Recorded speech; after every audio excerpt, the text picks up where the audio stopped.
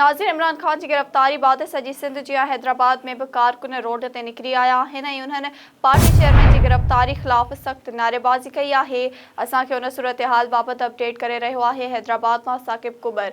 जी साकिब, एहतजाज जा छा तफ़सील आहिनि? जी बिल्कुलु, मां के ॿुधाईंदो हलां त अॻूणो वज़ीर आज़म इमरान ख़ान जी गिरफ़्तारी खां पोइ जेको आहे सॼे मुल्क जीअं हैदराबाद में बि कारकुन जेके आहिनि उहे रोडनि ते निकिरी आया। कारकुननि जेके आहिनि हैदराबाद जे मुख़्तलिफ़ इलाइक़नि में रोडनि ते अची करे टायरनि खे बाहियूं ॾिनियूं, जंहिं बाद ट्रैफ़िक जी रवानी जेका आहे उहा सख़्तु मुतासिर थी।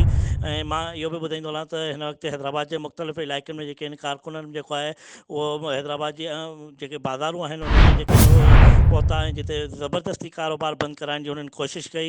ऐं जंहिंखां पोइ जेको आहे कारकुननि ऐं कारोबारी माण्हुनि जी जेका आहे मुमारी थी, जंहिं बाद पुलिस फ़ौरन हुते पहुची वई बि।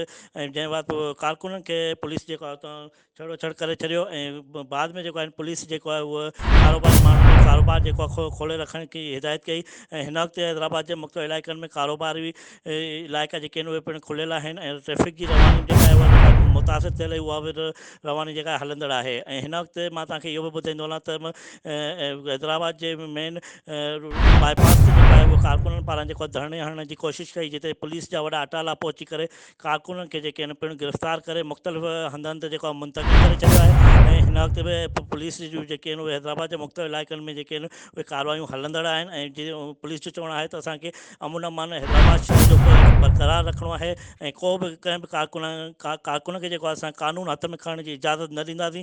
ऐं हिननि जो चवणु आहे त हैदराबाद जे मुख़्तलिफ़ इलाइक़नि में हिन वक़्तु बि कारकुन जेके आहिनि उहे एहतजाज कनि था, पुरअमन एहतजाज कनि था। पर असां उन्हनि खे इहो ई चऊं था त जेकर पुरअमन एहतजाज पर हैदराबाद जे शहरनि खे जेको आहे का बि तकलीफ़ न अचे। ऐं हिन वक़्तु बि पुलिस जेके आहिनि मुख़्तलिफ़ इलाइक़नि में जेको आहे उहो पिणु घुमी रही आहे। ऐं पुलिस जो चवणु आहे त असां जेके कारकुन हैदराबाद शहर जो अमन जेको आहे उहो बरक़रार रखण लाइ जेको कार्रवाई करे रहिया। ऐं हिन जो चवणु आहे त ट्रैफ़िक जी रवानी जेका आहे उहा मुतासिर न थी रही आहे।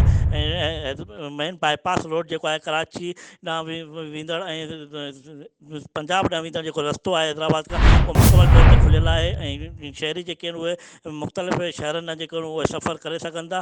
पर हिन वक़्तु बि पुलिस जेके आहिनि मुख़्तलिफ़ इलाइक़नि में पिणु जेको आहे जी